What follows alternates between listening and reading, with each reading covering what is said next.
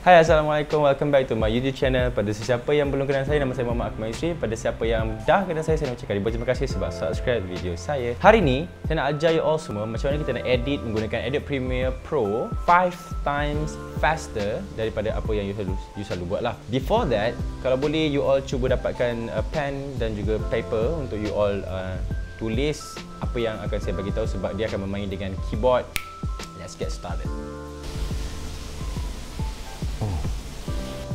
Oh, before that, video ini ditaja khas oleh racun serangga organik. Okay, kalau korang kat rumah korang ada masalah semut ataupun masalah lipas, cicak, lalat atau serangga-serangga perosak, you all boleh menggunakan yang ni. Saya ada jual lah kedai dekat Shopee dan saya letakkan link dekat bawah lah. So you all boleh dapatkannya dengan harga RM19 sahaja. Dia sangat berkesan. Kalau tak berkesan, you all DM saya, dia kata, "Bama, tak berkesan tu, I will give you another one free." Okay, jom continue. Okay, jom kita start. So, mula-mula sekali, kita mestilah buka Adobe Premiere. Kita kena tutorial 1. So, kalau you perasan dekat depan ni, instead of korang tekan dekat file and then go for new and then go for new sequence, korang boleh tekan nampak Ctrl N. Tekan je Ctrl N, dah akan jadi laju. Sumpah dia akan masuk kat sini and then pilih yang macam saya akan letak untuk vlog, saya akan letak 1080p DSLR, tekan enter. Pam, dah masuk. Settle untuk bahagian yang pertama, Ctrl N untuk new sequence, dia punya tulang belakang dia. And then kita kena ada dia punya bin dia lah. Bin ni ada pun tak ada, tak apa, tak ada pun tak apa. So kalau kita nak cepat, tekan je Ctrl ni, Ctrl yang ada tanda soal tu, and then namakan dia footage. Okay, done. Right. Okay, masukkan footage lah. So kita akan ambil satu footage Right, kita akan ambil satu footage, masukkan aja, tarik je. Right, bila kita dah masukkan footage, sama ada kita tarik footage tu masuk terus ke dalam ni ataupun kita, alamak ni pendek sangat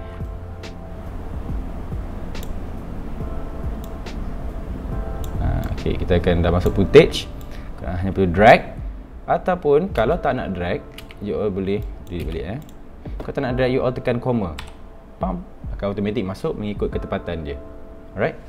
So kalau korang tengok, korang biasa tengok kan, kalau kita record guna phone ke apa ke, kita punya gambar ataupun video kita akan ada tendensi untuk sekecil macam ni. Biasanya kalau kita record dalam, okay, kan macam tadi saya ambil 1080 punya sizing kan. Kalau daripada phone, contohlah kita angkat gambar guna phone atau download ataupun record video guna phone, kemungkinan kita punya phone akan setting dia 720. Contohlah 720. So dia akan jadi slightly smaller macam dalam gambar ni, macam dalam video ni. Function yang set to frame size tu kan. Jadi contoh lah, kalau orang pergi sini 720. Contoh 720. Okay, ini contoh lah, ni contoh. So kita ambil video tadi. Dia akan jadi besar tau. Dia akan jadi besar. Dia macam nampak video tu besar, mengelangkaui. So korang, ini sekiranya video korang lebih besar atau lebih kecil daripada frame size tau. So hanya perlu tekan, yelah, kalau you all bayangkan kalau semua benda dia dalam keadaan Allah, dia macam ni, macam ni, macam ni, macam ni kan. Kau bayangkan, takkanlah korang nak scale dia punya tu satu-satu kan. Tekan satu-satu, ni susah. Cara mudah dia, you all hanya perlu highlight semua ni dan tekan set to frame size. Nampak? Dia dah ikut frame size dia. Okay, so itu cara by click, lambat. Cara mudah dia, tekan F. Nampak? Cepat je, tekan F.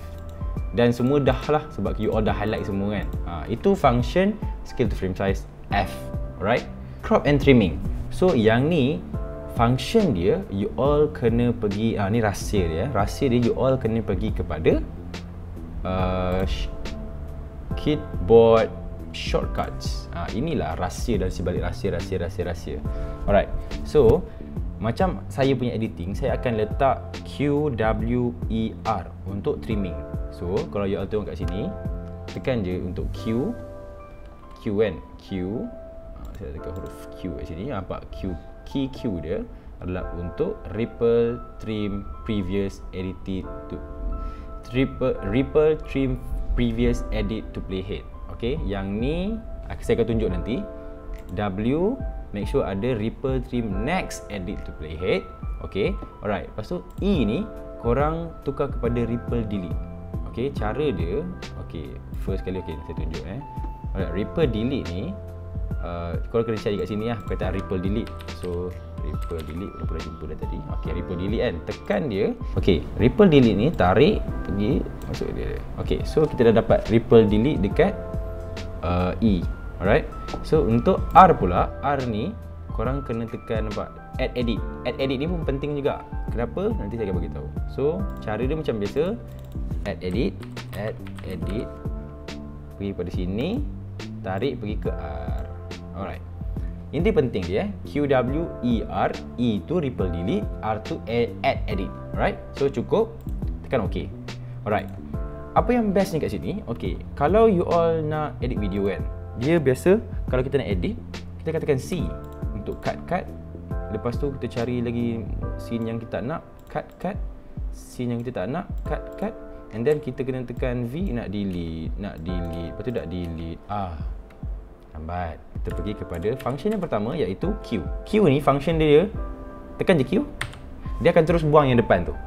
Pantas kan? Daripada kita nak tekan, hilang, lambat. Alright. Function W pula adalah untuk kita habis nak editkan, buang bahagian belakang yang kita tak nak dah. Dah habis kan? Kita tak nak, tekan je W. Dia akan automatic delete yang di bahagian belakang. Mana-mana footage yang kita nak, dia akan auto delete yang belakang. Settle. Dan kita pergi pada E pula. E ni adalah bila kita dah ripple delete ni, bila maksud dia nak delete bahagian yang kita tak nak. Lepas tu belakang tu akan terus automatic melekat dengan bahagian mana yang kita nak. Faham tak? Tak apa. Okey, yang ni contoh kan. Dia tak nak bahagian yang dia macam tu, dia tak nak. So kita akan pergi, ni lah function R. R ni bila kita highlight, dia akan potong terus atas dan bawah tanpa mengacau. So okey, kita potong lagi. Nampak dia dah potong dua-dua. So hanya perlu highlight dan E. Dia hilangkan bahagian tengah tu, dia rapatkan. Daripada you all nak delete. Alright, lepas tu lepas dah settle semua, edit lah footage korang. Dan saya percaya untuk kita edit tu, dia akan jadi 5 times faster daripada biasa yang kita edit. So daripada kita mengelakkan kita rasa jemu dan bosan, kekalkan increase kita punya performance of editing video dengan add shortcut. Sebab benda ni memudahkan. Dan saya rasa itu sahaja daripada saya. Cukup untuk kita belajar asas editing menggunakan trimming. Trimming ni pun kalau you setakat nak buat video vlog biasa-biasa, saya rasa sangat-sangat penting untuk you perkukuhkan you punya asas. Okay, so terima kasih sebab tengok video saya. Kalau you all nak tahu apa lagi tutorial ataupun shortcut yang boleh kita buat menggunakan Adobe Premiere, just let me know. Dan saya akan, insyaAllah saya akan consistently buat video untuk you all semua. Alright, see you guys in the next video. Selamat menyambut Hari Raya PKP, jangan keluar mana-mana.